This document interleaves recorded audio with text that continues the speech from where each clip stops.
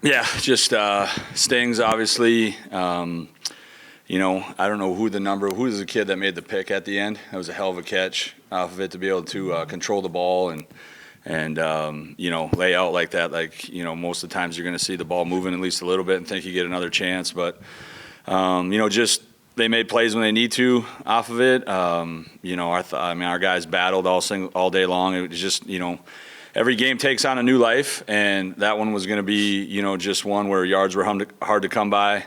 I thought our guys did a really good job of, doing some different things to speed up the quarterback and at times try to get after him, at times drop guys, things like that. I'm not sure.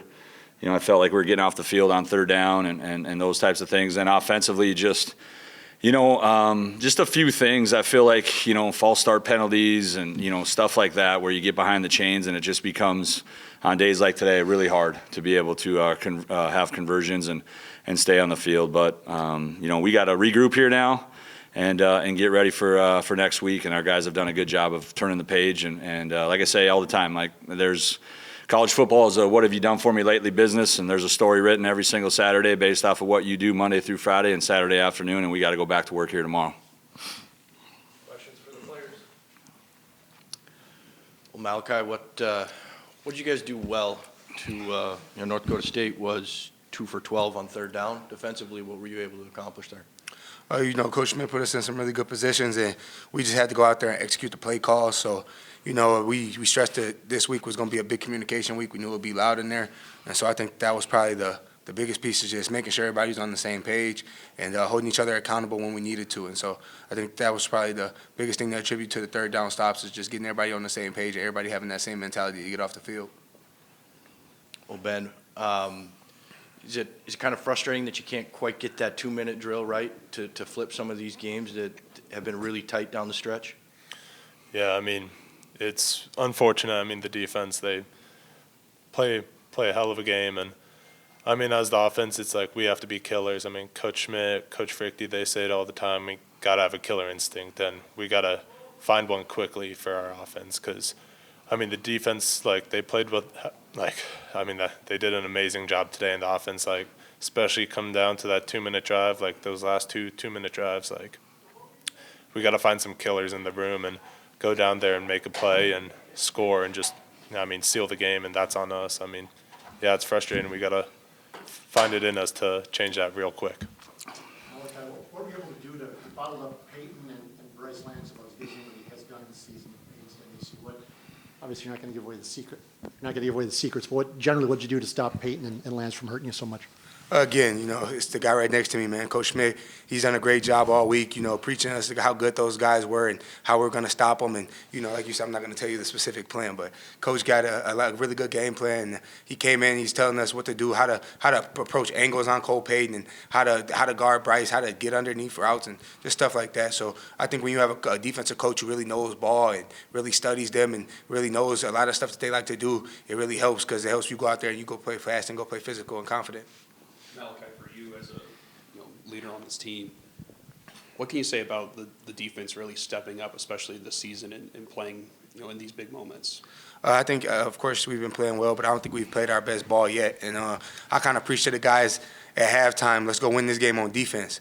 We'll forget what the offense is doing, forget what anybody else is doing. Let's go win this game on defense. And so we weren't able to do that, but that's kind of the mindset that we got to have and that we all really have is, so what, now what? We're ready to go back out there on the field no matter what happens. If it's an interception, we didn't get the fourth down that we hoped to get, anything like that, we're ready to go back the offense up and have their back, because we know that they got our back whenever we're not going to be on. And so that's where we're really ready. Just so it, now what, play the next play, and we love getting out there and playing more football. Ben, I assume there was no surprise that you're going to go for it on 4th and 1 or whatever it was from midfield. You guys couldn't have been a surprise that Coach called you to go for it, correct? Oh, absolutely. If you can't get 1 yard, you don't deserve to win the game. And that's the case there. As an offense, offensive line, we pride ourselves on running the ball, and really, especially there. 4th and 1, you got to have it. And we just didn't make that play, and it's really unfortunate. And we'll get back to it and attack it next week, but that one's going to sting, and you're going to feel it and be thinking about that one for a long time, yeah. Anything else for the players? Thanks, guys. Thank y'all. Thank you. Very close. Appreciate you, big guy. Appreciate you. Yep. Love you guys.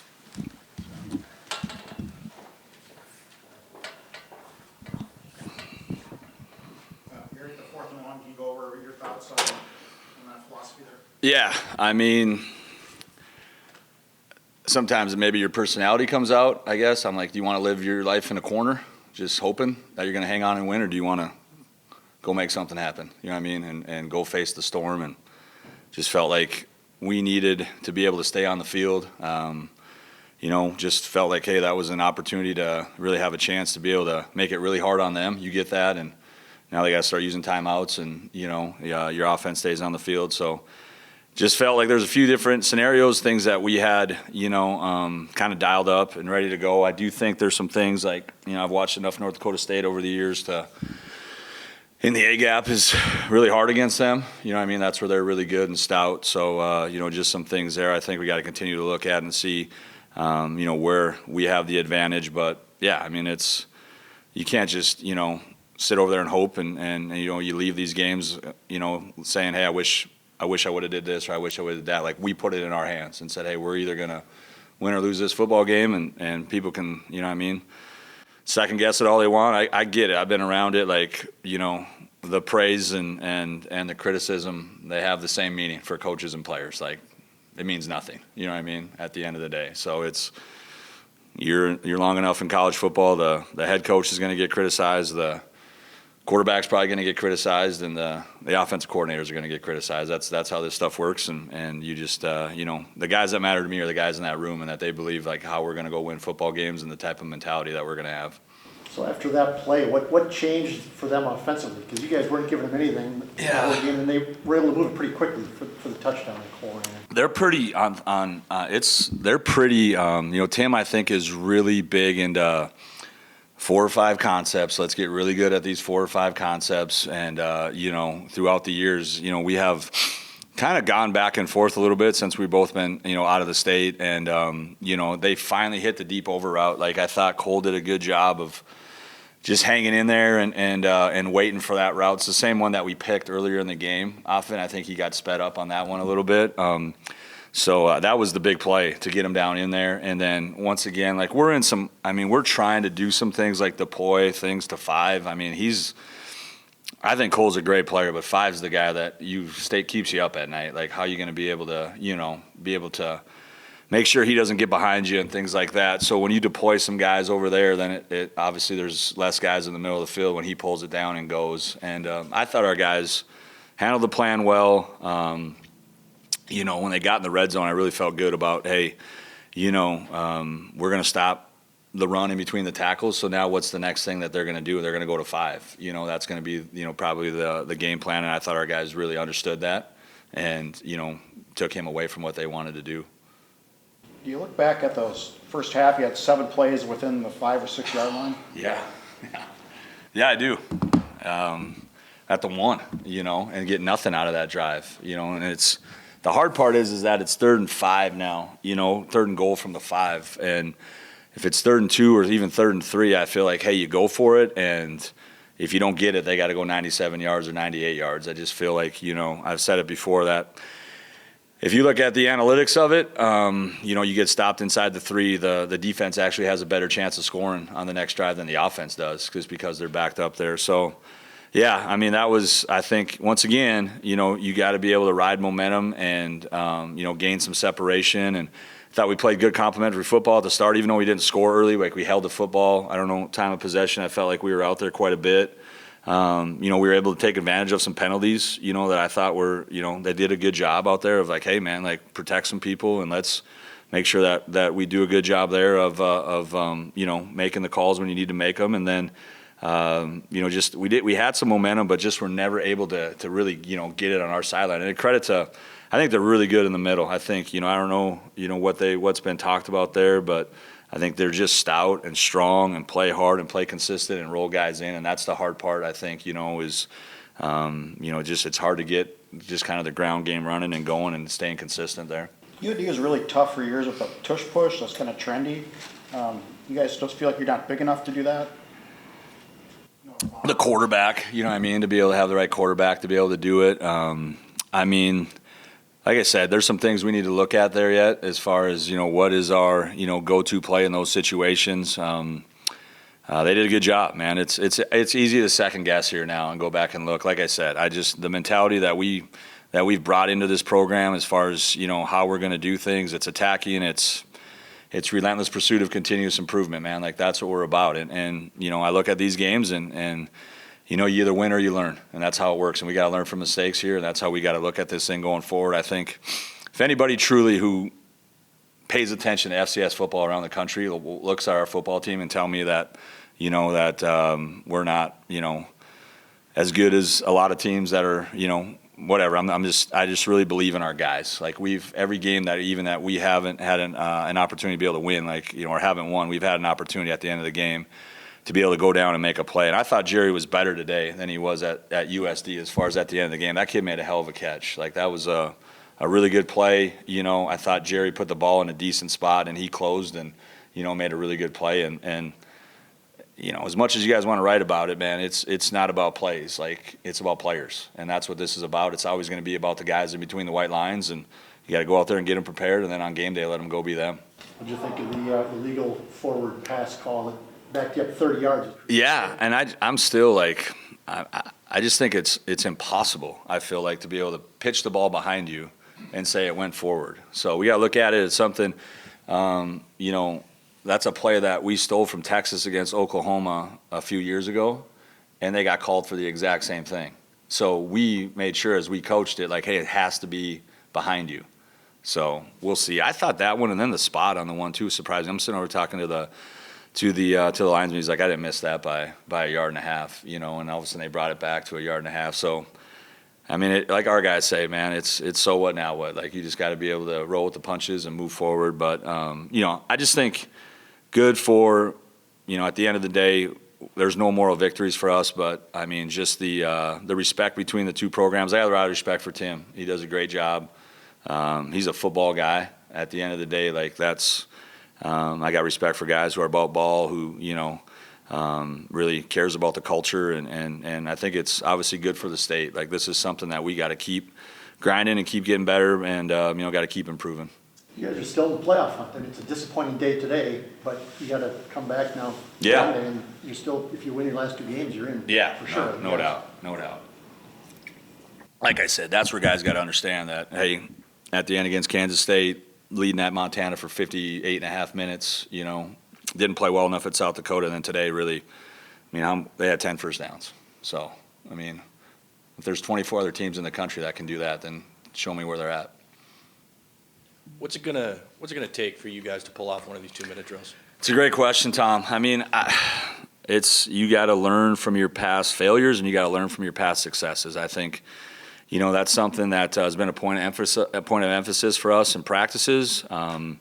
We still need to continue. I think we do a good job, and our guys, and I really challenged our guys this week of, hey, the offense is getting you your yards. Like, there's certain coverages that have weaknesses that you're going to be able to go and catch a ball over the middle. I can find a guy to go, a tight end to go catch the ball over the middle and catch it and go down in a lot of spots. But can you go make your own yards and make somebody miss? And I think that's the thing that we have to continue to challenge our guys. I thought it was good, early. Nate Dabotniak ran through a tackle by their captain, their middle linebacker. And that I've been in those spots where, all of a sudden it's like, hey, you didn't get him to the ground, and they see that, and it has an effect on your whole team. So we need to see more of that. Like, our guys got to be able to go out there and make their own yards, not just what the offense is designed to do. So get back to work, tomorrow. Our guys have done a great job all year long. Like, they're resilient. They love ball. Like, they're about ball. They want to get better.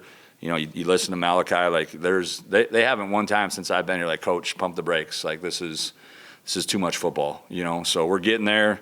Now, like you guys mentioned, we got to go on the road here now and go make sure that we, do what we're supposed to do here and keep extending our season. Coach, what can you say about the crowd today for you guys? Yeah, it was good. It's the biggest game in the state, and it's really big. Our student body was awesome. It was loud in there. I thought it, stress them on third down. With the way things are now and silent cadences and clap cadences and all that, like, offenses are used to it. You know, in our league, you play in a number of these places, but I do think, you know, our environment when it's rocking and rolling up here is second to none, man. It's a lot of fun, and obviously, you know, we've played well on defense in these games a number of times, and I think that, you know, the offense is one thing, but our crowd really gets excited when our defense goes out there and plays well, and yeah, it was definitely you know, a good day out there as far as them, and appreciate them, and need to get them back in here in 2 weeks. So it's going to be another big one, you know, for us when we're back at home here at the end of the year. Any updates on Blewett? Doesn't look good off of it, obviously.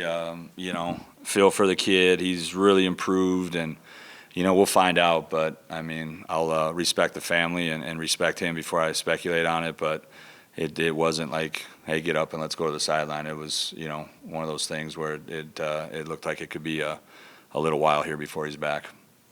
Coach, containing NDSU on offense as well as you did and leading in this game as long as you did, does that make the loss any more frustrating? Yeah, I mean, it hurts, right? Like, I mean, kind of one of those games where it was an ugly football game, you know, and, you know, I think, like I said, a lot of belief and confidence with our guys, and it just felt really good, you know, as far as whatever situation we were going to be put in, our guys that, you know, were going to respond and attack it the right way. And I really liked the look in our eye on defense. Like, you know, a few times that we turned it over, and, you know, I think the one time, like, their defensive lineman on a batted ball made a really good catch, and we were out there ready to go, and I don't know if they got a first down, you know, off of that and kicked the field goal. So, yeah, I mean, it's frustrating. It's a learning process. You know, I just think, like, you have to continue to do the things that winning teams do, and you have to be loyal to winning. Like, it takes what it takes every single week, and then you get on game day here, and you got to make sure, once again, that we take care of the football. We haven't taken the football away enough here either. Obviously, Malachi's pick was big early, and then we played complimentary football to get, you know, to get a touchdown there. But we got to keep punching at it and getting it out and getting the ball back to our offense in better, you know, field position than they were able to get today. Anything else? No, thank you, guys.